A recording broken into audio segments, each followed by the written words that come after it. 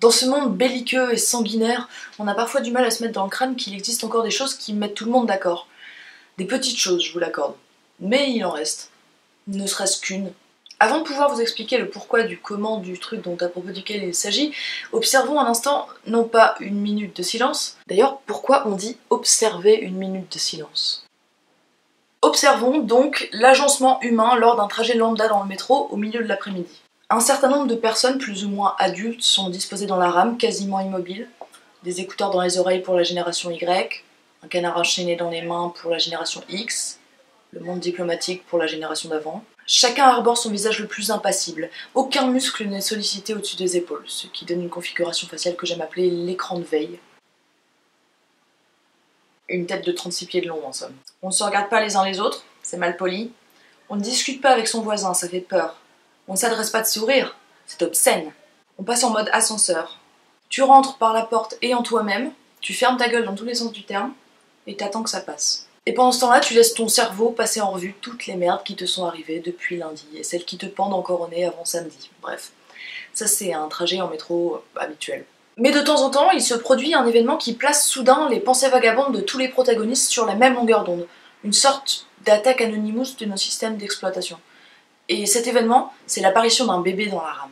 Non, pas un bébé tout seul, bien que l'arrivée en trombe des services sociaux animerait un peu le transit. Je parle bien d'un bébé accompagné par quelques tuteurs légales comme on a généralement l'habitude de les voir. Au début, il se passe pas grand chose, tu lèves vaguement un œil de Candy Crush, tiens, un bébé, et puis c'est tout.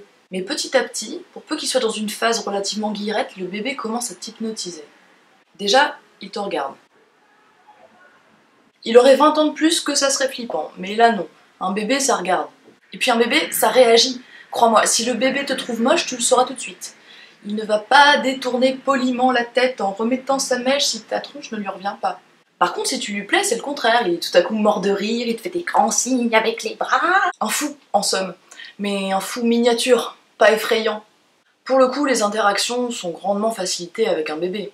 Aucun risque d'erreur d'interprétation possible. Si seulement ça se passait comme ça dans notre vie sentimentale. Note aux spectateurs, ceci ne saurait être compris comme une apologie de la pédophilie.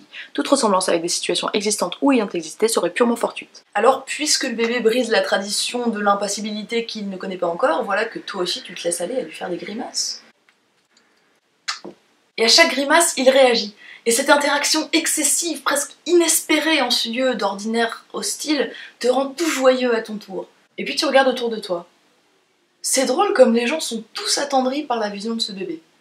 Ils le regardent tous, parce que c'est la seule personne qu'il est encore acceptable de regarder.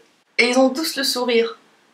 Pas un grand sourire, d'accord, mais un petit sourire d'arrière-plan. Certains visages restent impassibles à l'œil nu, et pourtant, il y a quelque chose qui s'anime derrière leurs yeux. Il y a comme une crispation des zygomatiques qui correspond au début d'une expression bienveillante. À quoi ils peuvent bien penser, tous autant qu'ils sont? J'ai l'impression que chacun d'entre eux, en partant de la vue de ce bébé, aboutit à une pensée qui aurait envie de les rendre un peu plus heureux. Cette femme de 60 ans qui lui fait coucou de la main, repense-t-elle à ses lointaines années de jeune mère? Rêve-t-elle à l'arrivée prochaine d'un petit enfant, à qui elle pourra tenir la toute petite main en se promenant au parc? Cette demoiselle se demande-t-elle ce que ça ferait d'en avoir un comme ça à soi un jour? Et ce type-là, se dit-il qu'il est prêt lui aussi à transmettre son nom de famille? Ce père qui commence à grisonner sur les tempes, repense-t-il à l'époque où ses enfants, à lui, marchaient encore en équilibre instable? Celle-ci se demande-t-elle à quoi ressemblera ce bébé dans 10 ans? Celui-là cherche-t-il dans sa mémoire le souvenir du temps où lui non plus n'avait pas compris qu'il fallait incliner le biberon pour avoir à boire? Ces hypothèses sont peut-être fausses sur toute la ligne, ou peut-être que non. Quoi qu'il en soit, c'est ça le syndrome du bébé. Une rame entière de gens qui, sans complètement sortir d'eux-mêmes, s'humanisent et voient le bon côté des choses. Le bébé n'a pas de soucis. Le bébé n'a pas d'emprunt bancaire, le bébé ne se demande pas ce qu'il va faire à manger ce soir, le bébé n'a pas d'amant, pas de pension alimentaire, pas de dégâts des eaux, pas de conflit d'intérêts. Le bébé s'en fout. J'espère que ce 6e épisode de la série Dans le métro vous a plu. Merci infiniment pour vos retours super positifs sur les 5 précédents. Que si vous ne les avez pas vus, eh ben je vous les mettrai en barre d'infos et peut-être même ici, à la suite, comme ça, je ferai une belle échelle de Dans le métro. Je te laisse un petit peu de temps pour cliquer, mais attention pas trop parce qu'après on part de ce côté-là. Et là, tu vas trouver ma dernière vidéo que j'ai faite. Comme ça te dira peut-être si tu as envie de t'abonner à ma chaîne ou pas, si tu n'es pas encore abonné. Tu peux t'abonner, moi ça me fait super plaisir. Allez, bonne journée!